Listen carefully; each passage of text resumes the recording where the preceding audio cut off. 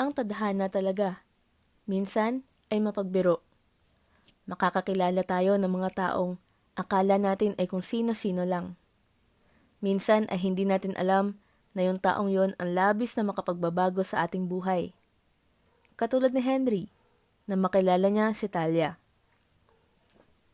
Ang kwentong ito ay hatid ng Phenom Stories na tiyak ay kapupulutan natin ng inspirasyon at mahalagang leksyon sa buhay.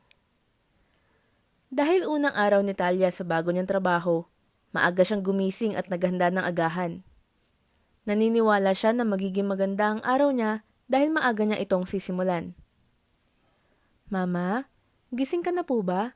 Nakahanda na po ang agahan. Katok ni Talia sa pinto nito. Noon pa man ang kanyang ina na ang kasama niya sa bahay, simula nang magkaisip siya. Paminsan-minsan ay dumadalaw ang kanyang mga tita. Nananatili ng ilang araw pero madalas ay sila lang dalawa. Kaya naman nag-aalala siya tuwing iiwan niya ang mama niyang mag-isa. Oo, eto na. Lalabas na ako. Sasabayan kita mag-agahan. Sagot ng mama niya. Sa isip-isip niya, tagumpay, umayon ang lahat sa araw ko. Sabi niya. Sige po, magtitimpla na rin ako ng kape mo. Habang nag-aagahan ay nagkikwentuhan sila ng mama niya. Nakwento niyang unang araw niya sa trabaho ngayon. At umaasa siyang swerte siya sa kumpanyang papasukan niya. Madalas kasi siyang hindi na nasasign dahil sa end of contract. Pero ngayon, diretso lang ang kanyang tingin. Nararamdaman niyang ito na ang kumpanyang para sa kanya. Alam mo mama, sa tingin ko, ito na yung kumpanya na tatagal ako. Tipong after 10 years, mataas na posisyon ko. Mayaman na tayo nun ma. Hirit ni Talia sa ina na nakatingin ng masama dahil nagsasalita siya ng may laman ang bibig. E di okay, magiging payapa na ang isip ko kapag nangyari yun. Sabi ng mama niya. Biro pa nito. Tuwing nag-eendo ka, sobra ka nalulungkot eh. Akala mo katapusan na ng mundo. Ha ha ha, si mama, patawa sobra. Ang pangit mo naman umiyak. Magkamukha lang tayo no. Natatawang sabi ni Talia. Pinagsaluhan nilang dalawa ang agahan ng may kwentuhan at tawanan. Late na nakapasok si Talia. Kinakabahan siya dahil ang araw na sana'y pinakaswerte siya ay nauwi pala sa pinakamalas na umaga.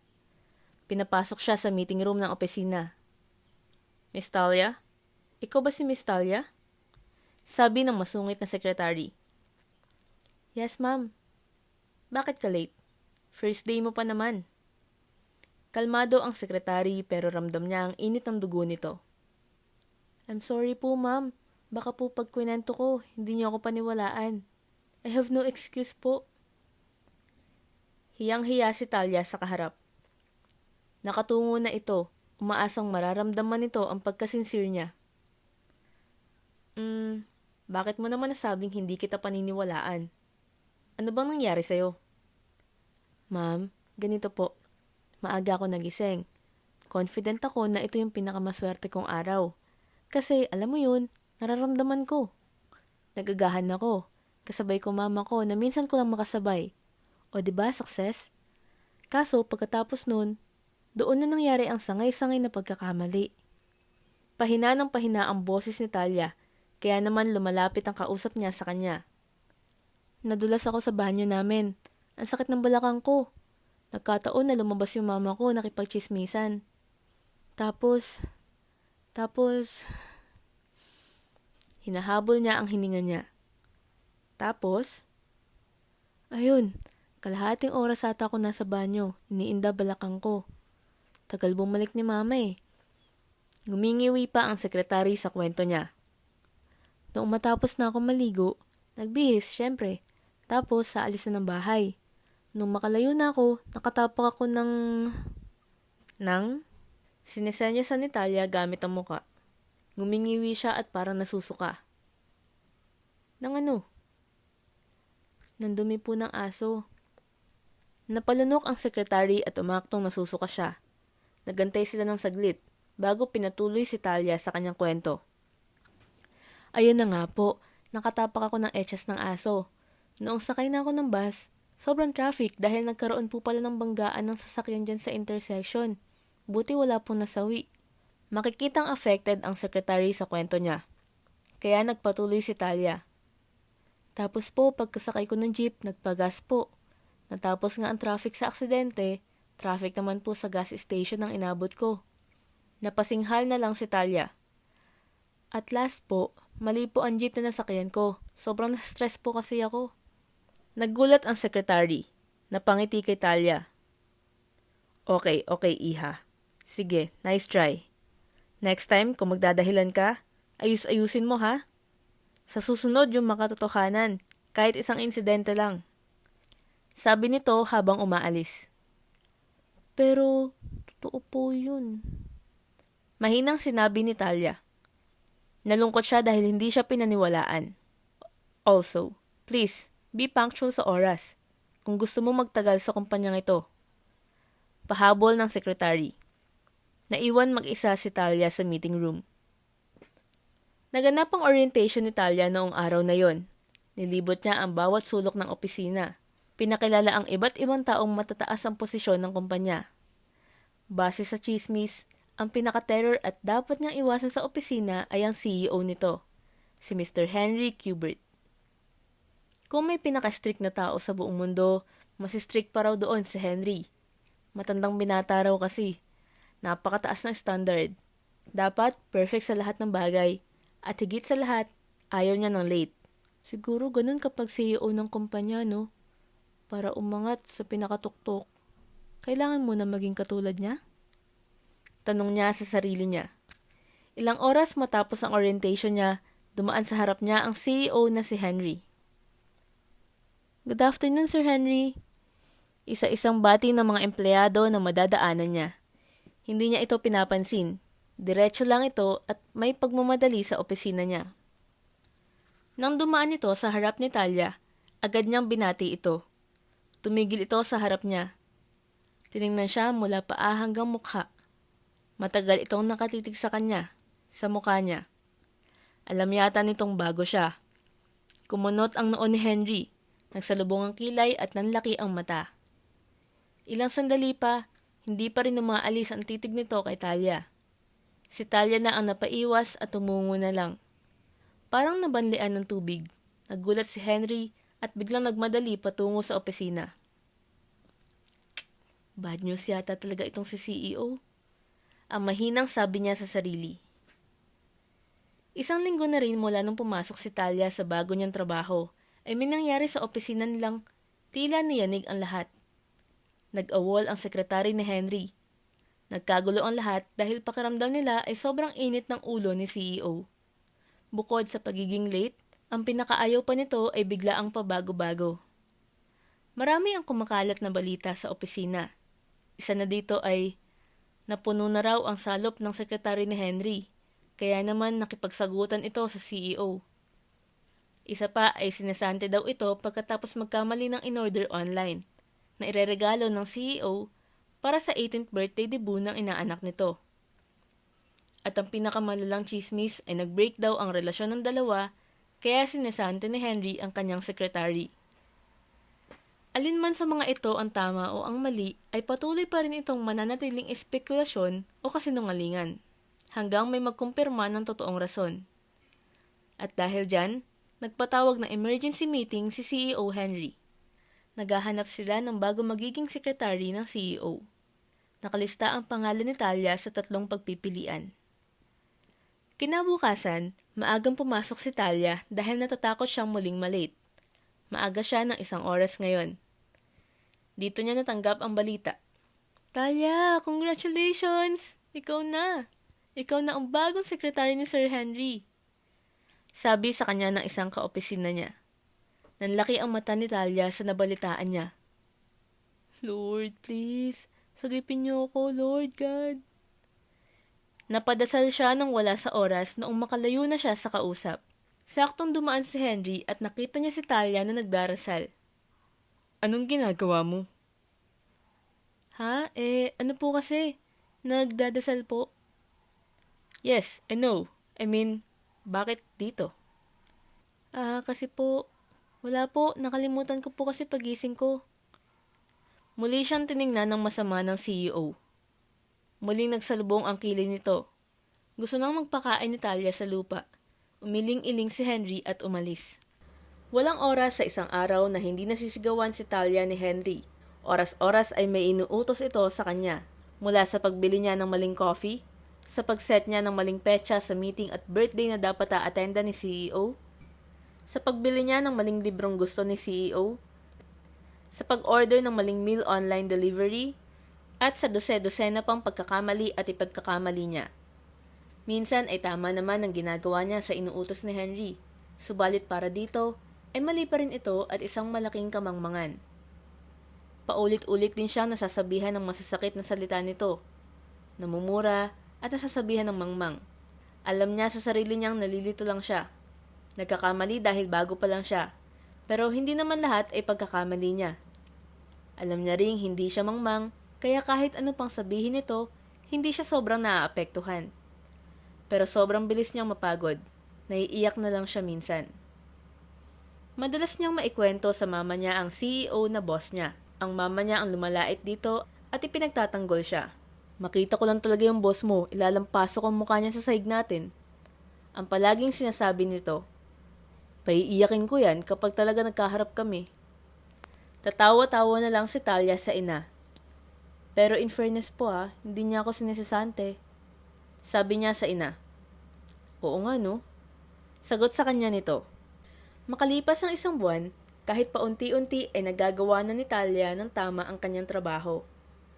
Lumilipas ang isang araw nang hindi siya nito napapagalitan. Proud na proud siya sa tagumpay na yon at paunti-unti ay nakakatanggap siya ng puri dito kapag tama ang ginagawa niya. Base sa obserbasyon ni Talia, hindi naman pala sobrang sungit ni CEO gaya ng sinasabi tungkol sa kanya. Nakikita niya itong madalas nakangiti kapag may minimit na mga importanteng tao.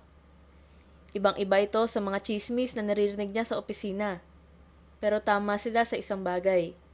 Sobrang strict ni Sir Henry. Habang nasa kotse, papunta sila sa isa sa pinaka-importanting meeting nila ngayong taon, nakatanggap ng tawag si Talia sa cellphone. Hindi niya sana ito sasagutin, pero nakita niya ang pangalan ng kanyang tita bilang caller. Nagpaalam muna siya sa katabi niyang si Henry bago sagutin, na agad namang pumayag. Hello po, Tita Carla? Paunang bungad ni Talia. Lumubog ang puso niya nang marinig niya ang hagulgol nito. Hello? Talia? Ang mama mo, si ate, inatake sa puso. Hindi agad siya nakasagot. Ha? Tita, anong... May gulat at takot sa boses niya. Napansin ito ni Henry kaya napabaling sa kanya ng tingin. Talia, pupunta kami ng ospital ngayon. Sa biyahe na kami. Dalian mo, pumunta ka na... Nawala ang signal ng cellphone niya. Tita, hello? Ha? Unti-unti niyang ibinaba ang cellphone nang makita niya na wala itong signal. Nagunahan din sa pagbagsak ang luha niya. Hindi niya alam kung anong gagawin niya. Binalot ng katahimikan ang sasakyan. Nagsalita si Henry. Anong nangyari? Si mama. Mama ko ay natake. Napahagulgol na rin siya. Walang pag-aalinlangan tinanong ni Henry ang ospital kung saan isinugod ang mama niya. Dali-dali itong nag-utos sa driver na puntahan ang nasabing emergency. Habang papunta ay pinapakalma ni Henry ang takot na si Talia. Nagiging okay din ng lahat. Huwag ka mag-alala, Talia. Ito ang unang beses na binanggit ni Henry ang pangalan ni Talia. Napatingin si Talia at nagpasalamat. Sa emergency room, dali-daling hinanap ni Talia kasama si Henry ang kanyang ina. Nang makita nila ito, biglang napayakap ang kanyang tita kay Talia. Takot na takot ang mukha nito. Nakita ni Talia at Henry na sini-CPR ito ng mga nurse at doktor sa stretcher. Humagulgol si Talia, samantalang si Henry ay nanlaki ang mata, nanghina ang tuhod at bumagsak sa kinakatayuan. Sakto namang dadalhin na sa operating room ang ina ni Talia. Habol-habol niya pa ito habang hinahawakan ng kamay. Napaupo na lang sa upuan si Talia. Kasama niya si Henry na naghihintay matapos ang operasyon. Tagumpay ang naging operasyon. Ibinalita ng doktor kay Talia at Henry. Magandang balita raw, hindi na rin kritikal ang kondisyon ng mama ni Talia. Labis naman itong ikinatuwa ng dalawa. Maraming salamat, Sir Henry ha, sa paghatid at pagsama sa akin dito sa ospital. Hinding-hindi ko po makakalimutan ang kabutihan nyo. Pasasalamat ni Talia sa boss. Wala yun, Talia. Ang mahalaga ay masamahan mo ang mama mo ngayon. At ligtas na siya. Sagot ni Henry. Kaso, paano po yung meeting? Yun po ang pinaka-importanting schedule nyo ngayong taon po. Pasensya na po. Okay na yun. Naayos ko na. Nireschedule ko na lang. Mas importante ito ngayon. Napayakap si Talia kay Henry na ikinagulat naman ng matanda. Nanatili lang silang dalawa sa yakap na yun. Isang pagkakaibigan ang nahanap sa dalawa. Si Henry ang una nagsalita. Talia, alam kong hindi ito ang tamang oras, pero may itatanong sana ako. Po, sir? Napaayo siya ng upo at hinarap ang kausap. Ano po yun, sir? Talia, ang pangalan ba ng mama mo ay Amalia? Tanong ni Henry. Yes po, sir. Paano niyo po nalaman? Nasabi ko po ba sa inyo? Pagtatangkang sagot ni Talia. Totoo nga. Ikaw nga. Bumagsak ang luha ni Henry. Niyakap niya ang kausap. Ikaw nga, Talia. Ang nawawala kong anak. 30 years na kitang hinahanap. Labis na naguluhan si Talia sa narinig. Tanging, ha? Na lang ang tanging lumabas sa bibig niya. Si Amalia. Siya ang first love ko. Sabi ni Henry. Ikwinento ni Henry ang lahat sa abot na kanyang makakaya. Inalala niya ang buhay niya noon.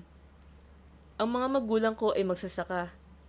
Matapos ako makapasa sa isang universidad sa syudad, nakumbinsi ko silang sa Maynila ako mag-aaral. Laking pasasalamat ko sa kanila na pumayag sila. Hindi naging madali ang buhay ko sa Maynila noon. May mga araw na hindi ako kumakain para magtipid upang ipambayad sa renta ng apartment. Dito ko nakilala ang mama mo, si Amalia. Kaklase ko siya sa ilang subjects noon. Noon pa man ay happy-go-lucky na ang attitude niya. Ako naman, naging strict dahil kailangan kong maabot ang mga pangarap ko. Madalas kaming magdebate dahil taliwas ang paniniwala namin sa isa't isa. Though malaman-laman ko, inaasar niya lang pala ako. Mapagbiro talaga siya noon pa man, no? But she's so kind. Kaya nahulog at napamahal ako sa kanya. Sinubukan namin. Naging kami. Hindi nagtagal, nabuo ka. Bunga ka ng pagmamahala naming dalawa. Subalit, hindi pa ako handa noon. Bata pa ka noon. Hindi ko pa kayang pasanin ang responsibilidad maging isang ama. Kaya kinumbinsi ko siya na huwag ka na sana munang ilabas sa mundong ito. Aayusin ko muna itong mundo, itong buhay na ibibigay ko sa'yo. Yun na ang huling beses na nakita ko siya. Nagtago-tago siya, nagpunta sa probinsya. Hindi ko alam kung saan. Noong nagkapera na ako, ginawa ko ang lahat para halughugin ang mga probinsya. Subalit, bigo akong makita kayo. At lumipas ang higit 30 taon, pinanghinaan na ako ng loob. Hanggang sa nakita kita sa opisina ko bilang empleyado. Nakita ko sa mukha mo ang babaeng una't huli kong minahal at patuloy kong minamahal. I know naging harsh at masungit ako sa'yo. Sa totoo lang, galit ang nararamdaman ko sa'yo. Rather sa mukha mo dahil kamukha mo siya. Subalit isa lang ang alam ko. Gusto kitang makita palagi. Though ngayon sa ospital, hindi ko kailanman naisip ang posibilidad na kaya kamukha mo ang first love ko. Si Amelia, dahil siya ang iyong ina. Hayaan mong makabawi ako sa inyo, Talia. Anak, patawarin niyo ako ng mama mo, anak. Niyakap ni Henry ng sobrang higpit si Talia habang lumuluha at ipinagtatapat ang kanyang kwento. Lumuluha na rin si Talia at napayakap na rin kay Henry na kanyang tunay na ama. Naging maayos at tuloy-tuloy ang paggaling ni Amelia. Sa tulong na rin ng pinakadadubhasang mga doktor sa buong mundo. Nang magising si Amelia ay laking gulat niya na nakikita niya ang lalaking una at huli niyang minahal. Iniisip pa nito kung nasa langit na ba siya, kaya agad ipinaliwanag ni Talia na hindi. Mama, ang boss ko nga pala, si Sir Henry Kubert, CEO ng kumpanya. Napapa ko pala. Gulat na gulat si Amelia sa pangyayari. Lumapit si Henry at hinalikan ang noo ni Amelia. Nahanap na kita, Amelia. Natagpuan na muli kita. Magmula noon, nabuhay sila bilang isang masayang pamilya. Nagpasya si Henry na magpahinga muna sa trabaho at unahin ang talagang mahalaga sa buhay niya. Sa ngayon ay ne-enjoy nila ang buhay at gumagawa ng mga ala-alang kailanman ay hindi nila malilimutan. Maraming salamat sa panonood. Hanggang sa susunod, dito lang sa Phenom Stories.